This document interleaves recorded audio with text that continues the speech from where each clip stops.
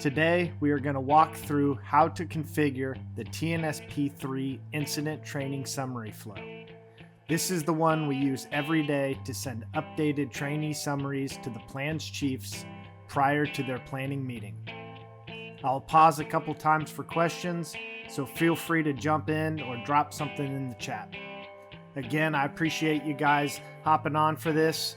I see that there's 3 of us here today, plus myself. So I appreciate you guys making the time prior to us getting on our own plans meeting. Start by opening the 2025_template_TNSP3 flow. And then you can save as at the top menu here and give it a name that includes the new incident. So 2025_creek_fire_TNSP3. That way it's easy for us to track. Now you can close out of the template flow and you can open up your newly created 2025 creek fire flow. Inside of here, we are going to update these first 6 boxes, starting with the recurrence trigger. This trigger controls when the flow runs. You'll want to set it up about an hour before that incident's plans meeting. This gives the plan sections chiefs time to review the reports prior to it. You can adjust the start time here, and you can leave the frequency as daily, or you can update it as needed. In step 3, update the incident name must be exact. This part is critical. Update the incident name variable to match exactly what's in the Microsoft Form and data sync screen of the training app. Spelling, spacing, punctuation, everything must match. Let me pause here. Anyone want to double check where to find the incident name in the app or in the Microsoft Form, or have any questions?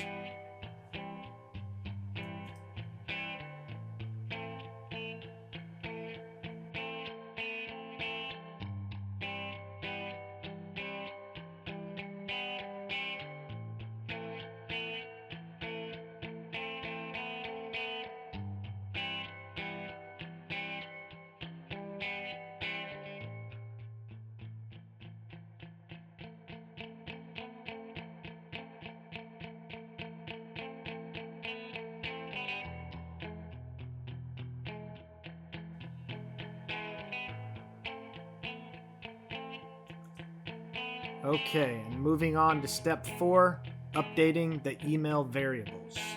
Next, we'll update the email addresses for the report recipients. Make sure these are correct, as this is who gets the summaries and the CSV files. Once you get everything updated, go ahead and hit save, and then you can go back one screen here and you can toggle the flow on, and this will activate it for the scheduled time. If it's the first time that you're turning it on, a lot of times it will send immediately as well, but then after that it will go off at whatever time you set, or whatever times you set. And now for our last step, share the flow with other RIST TNSPs. Add them as a co-owner so they can edit and run the flow. Okay. Any questions on permissions or sharing, or questions on anything else? Brian, can you hear me okay? My my mute is a little bit delayed, so quick question. Once we close out on a fire, obviously we don't really want these to keep sending.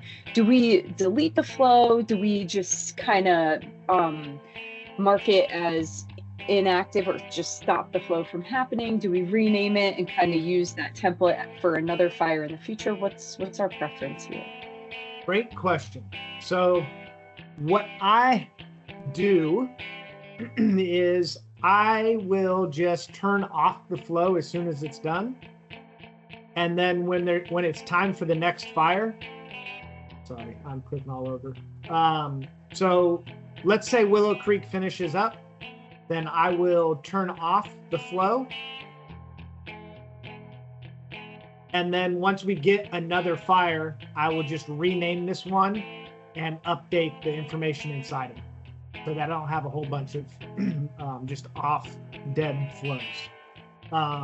That being said, I have to create new ones when we take on more than what we have turned off. So I try to reuse the old ones, especially since they're already shared with all of us, and they're already pretty much perfectly set up. And then also when you do that, it doesn't send that initial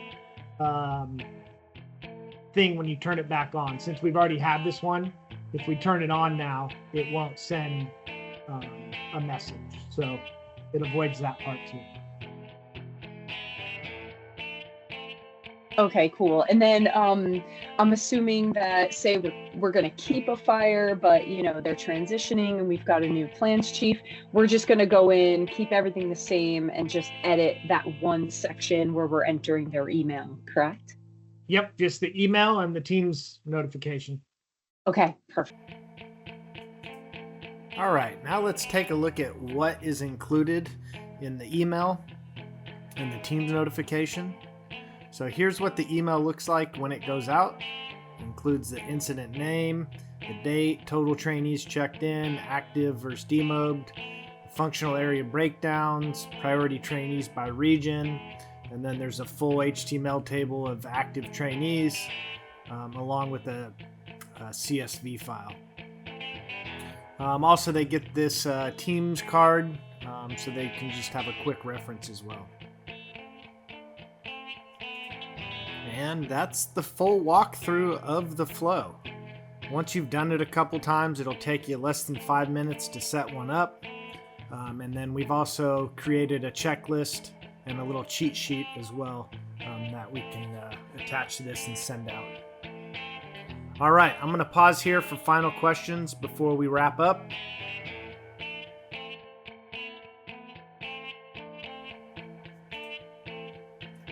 Okay, I think that just about wraps everything up then. Thanks again for joining. This is obviously going to make our daily reporting much, much smoother. So I appreciate all your guys' help and feedback on this.